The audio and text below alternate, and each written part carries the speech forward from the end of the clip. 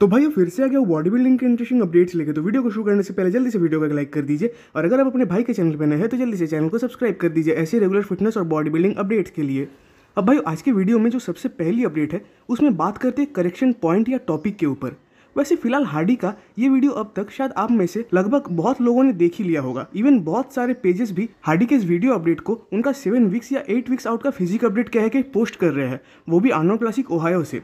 But भाई मेरा मानना है कि ये अपडेट हार्डी का 8 वीक्स आउट का फिजिक अपडेट तो है ही नहीं, इवन रिसेंट का भी नहीं है। और उसका रीजन ये है कि आप सबको ये तो याद होगा ही कि ओलंपिया के बाद दुबई में एक शो हुआ था जहाँ की हार्डी शोपैन फिलिथ और हैनी रैम्बोर्ट तीनों एक साथ गए हुए थे। इवन हैनी रैम्बोर्ट की तरफ से उस टाइम भी इस फेज यानी ट्रेनिंग अपडेट का एक वीडियो क्लिप भी उनके इंस्टा पे पोस्ट हुआ था।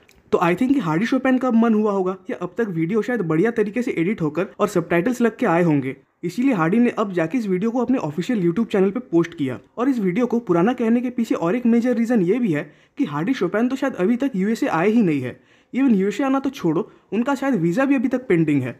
तो अभी हार्डी यूएसए में आके इनसे कैसे मिलेंगे? और ना ही हैनी रैम्बोर्ट और फिलिथ प्लेन पकड़कर ईरान जाके बस एक वीडियो शूट करने वाले हैं, तो ये बात भी पॉसिबल नहीं है। वैसे अगर हार्डी करंट में यानी 7 वीक्स आउट में ऐसे फिजिक को कैरी कर भी रहे होंगे तब भी मैं तो नहीं चौंकने वाला। इवन 7 वीक्स क्या, हार्डी ओलंपिया के 10 वीक्स आउट में भी काफ़ी बढ़िया कंडीशनिंग इवन लगभग स्टेज रेडी फिजिक के साथ चल रहे थे। तो इस बार भी इनके कंडीशनिंग और हार्डनेस को लेकर मेरे अंदर तो कोई खास डाउट्स नहीं है। हाँ, डाउट है तो ये कि क्या हार्डी अपने फ्रंट फिजिक के साथ साथ अपने बैक मसल्स को भी उस लेवल के हार्ड और कंडीशन ला पाएंगे या नहीं। अब भाई वो बात करते हैं डेरेक लंसफोर्ड के ऊपर। तो बस शायद कल ही डेरेक की तरफ से उनका एक वीडियो आया हुआ था उनके यूट्यूब चैनल पे, और इवन उसका एक क्लिप उन्होंने अपने इंस्टा पे भी डाला था। तो भाई उस वीडियो में यानी यूट्यूब वीडियो में मुझे एक पार्ट बहुत ही ज़्यादा फनी लगा, जहाँ की डेरेक ने यह बताया कि उन्होंने पास्ट नाइट को पिज्ज़ा, डोनट्स और कुकीज़ खाए हैं। एंड आई थिंक ये 2023 ओलंपिया के बाद फर्स्ट टाइम है कि जब डेरेक ने कोई चीट मील लिया है। मतलब लगभग 10 हफ्ते बाद डेरेक ने एक चीट मील लिया, जो कि एक चीज़ को तो रिप्रेजेंट करती है, और वो है बॉडी बिल्डिंग के रिगार्डिंग उनका डेडिकेशन। तो as a reigning champion Derek को डेडिकेटेड रहना चाहिए भी, खासकर इस साल उनको जितने क्रिटिसिज्म्स को फेस करना पड़ा है। तो नेक्स्ट टाइम के लिए उनको अभी से रेडी होना चाहिए, जिससे कि वो अपने टाइटल को डिफेंड कर पाए। इवन भाई डेरेक ने खुद अपने वीडियो में बताया कि उनको खुद को ये नहीं पता कि लास्ट टाइम उन्होंने एक पिज्ज़ा कब खाया था। वैसे उस एक चीट मील से मुझे नहीं लगता कि डेरेक के फिजिक में कुछ खास इफेक्ट्स पड़ने वाले भी है, क्योंकि इस वीडियो में भी आप डेरेक के फिजिक को एकदम सेम कंडीशन में देख पाओगे जैसे कि वो कंटिन्यूस दिख रहे थे, जो कि डेरेक के लिए इवन हमारे लिए भी एक नई चीज़ है, क्योंकि आज तक हमने डेरेक को ऑफ सीजन में कभी भी इतना कंडीशन तो नहीं देखा। तो as a reigning Olympia Derek इस चीज़ को तो सही में बहुत बढ़िया तरीके से प्रमोट कर रहे हैं कि एक मिस्टर ओलंपिया इवन एक प्रो बॉडी बिल्डर को भी ऑफ सीजन में कैसे फिजिक के साथ रहना चाहिए। बाकी मज़ा तो तब आएगा जब डेरेक खुल के बात करना शुरू करेंगे, खासकर अपने ओलंपिया कंपीटिटर्स के रिगार्डिंग। अब भाई अगले अपडेट की ओर बढ़ने से पहले आप सबसे मेरा एक रिक्वेस्ट है कि अगर आप सबको मेरा ये रेगुलर कंटेंट अच्छा लगता है तो जिससे कि आपके भाई को सपोर्ट मिल सके, तो प्लीज़ इस चैनल को एक सब्सक्राइब कर दीजिएगा। अब भाई बात करते हैं जॉन जुएट के ऊपर। तो फिलहाल इनके ऑफ सीजन का 13 नंबर वीक का एक फिजिक अपडेट आया हुआ है। वैसे एक बात तो है कि माना इन्होंने 212 डिवीजन को छोड़ दिया है, बट स्टिल उस डिवीजन का जो एक छाप होता है वो अभी भी इनके फिजिक में प्रेजेंट है, क्योंकि इतने टाइम तक जॉन ऑफ सीजन में बैठे हुए हैं। स्टिल उनकी फिजिक कंडीशनिंग इवन कुछ मायनों में डिटेलिंग भी काफ़ी इंप्रेसिव दिख रही है। इवन इनको 212 डिवीजन छोड़े ज़्यादा दिन हुआ भी नहीं होगा, क्योंकि बस लीजेंड शो में ही इन्होंने अपना ओपन डिवीजन का डेब्यू किया था। इवन ये तो 2023 ओलंपिया 212 कैटेगरी में भी क्वालिफाइड थे, क्योंकि इन्होंने अटलांटा प्रो शो को जीता था। इवन जॉन ने बस लीजेंड में अपना ओपन डिवीजन का डेब्यू ही नहीं किया था, बल्कि ये उस शो में रनर अप भी आए थे। इवन कंडीशनिंग के मामले में तो इन्होंने चार्ल्स ग्रिफिन को भी बहुत हद तक टक्कर दी थी, बट चार्ल्स की physique size wise and mass wise इनके मुकाबले काफ़ी बड़ी थी।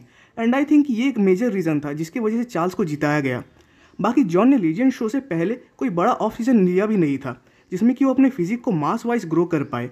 इवन उस टाइम जॉन खुद भी थोड़े बहुत कन्फ्यूज थे कि क्या उनको ओपन डिवीजन में कम्पीट करना चाहिए या 212 में ही रहना चाहिए। बट अब तो सारी चीज़ें क्लियर है कि जॉन अब ओपन डिवीजन में ही कम्पीट करने वाले हैं। तो जैसा कि न्यूज़ है कि शायद 2024 में जॉन टेक्सास प्रो में कम्पीट कर सकते हैं, जिसमें कि आई थिंक अभी 30 हफ्तों का टाइम तो है ही। तो मेरे ख्याल से वो स्टेज सही में एक ऐसी स्टेज होने वाली है जहाँ की जॉन का रियल पोटेंशियल हम सबके सामने आएगा कि वो सही में ओपन डिवीजन में कैसा परफॉर्म कर सकते हैं। और उसके साथ साथ जॉन अपने कंडीशनिंग को तो लाएंगे ही, तो डेफिनेटली ये टेक्सास प्रो के स्टेज पे एक चैलेंज बन सकते हैं। अब भाई बात करते हैं टोनी ओबर्टन के ऊपर। तो टोनी ओबर्टन का 18 वीक्स आउट का एक फिजिक अपडेट आया हुआ है, जिसमें कि वो कम्पीट करेंगे 2024 सेशन के अपने पहले प्रो शो यानी न्यूयॉर्क प्रो में। एंड सिर्फ कम्पीट ही नहीं करेंगे, बल्कि एज ए रेनिंग चैंपियन अपने टाइटल को भी डिफेंड करने आएंगे। इवन इस साल न्यूयॉर्क प्रो का लाइनअप 2023 के मुकाबले तो काफ़ी टफ भी रहने वाला है, बट स्टिल मुझे नहीं लगता कि टोनियो को इतनी आसानी से कोई हरा पाएगा भी, क्योंकि सिर्फ साइज या मास के बेस पे आप किसी शो को तो नहीं जीत सकते। और टोनियो बाकी सारी चीज़ों को यानी शेप, सिमेट्री, कंडीशनिंग, वो सारी चीज़ों को एकदम बढ़िया लेवल पे ही स्टेज पर लाते हैं। हालांकि टोनियो साइज के मामले में कोई मास मॉन्स्टर तो नहीं है, बट खासकर टोनियो को डेक्स्टर जैक्सन से काफ़ी टाइम कंपेयर किया जाता है। तो डेक्स्टर भी अपने टाइम में कोई बिगेस्ट बॉडी बिल्डर या मास मॉन्स्टर नहीं थे। इवन हमारे रेनिंग ओलंपिया डेरेक लंसफोर्ड भी पूरे लाइनअप में बिगेस्ट बॉडी बिल्डर नहीं है। इवन अगर डेक्स्टर के ऊपर ही बात करें तो उनका जो पूरा जर्नी है वो कुछ अलग ही था, क्योंकि उन्होंने कभी गेम जीतने के लिए बाकियों के अकॉर्डिंग स्टेप नहीं लिया, यानी उन्होंने मैक्सिमम टाइम्स साइज से ज्यादा सिमेट्री और कंडीशनिंग को प्रायोरिटी दी। इवन उस टाइम भी जब डेक्स्टर रोनी कोलमैन और जे केटलर जैसे बॉडी बिल्डर्स के सामने कम्पीट किया करते थे। एंड डेक्स्टर अपने गेम में रहकर ही मिस्टर ओलंपिया भी बने थे। और अपनी इसी जर्नी, इसी शार्प कंडीशनिंग के लिए डेक्स्टर आज भी बॉडी बिल्डिंग स्पोर्ट के एक लेजेंड है। तो कहीं ना कहीं थोड़ी ही सही, बट टोनियो की फिजिक्स से भी वैसी एक वाइब आती है। और टोनियो अपने सेकंड ओलंपिया में 8 भी आए हुए हैं, तो डेफिनेटली आने वाले टाइम में मुझे इनसे काफ़ी उम्मीदें हैं।